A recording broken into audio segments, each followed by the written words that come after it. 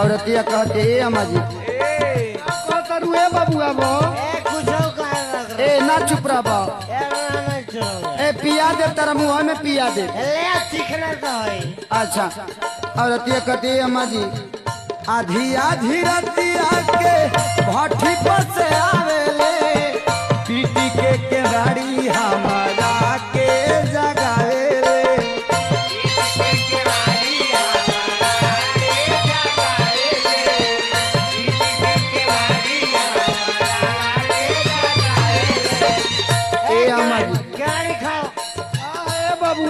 देखा तनी केतना पीटत रे बाप रे बाप ई सुबोधवा के समझ धइले बा ए दादा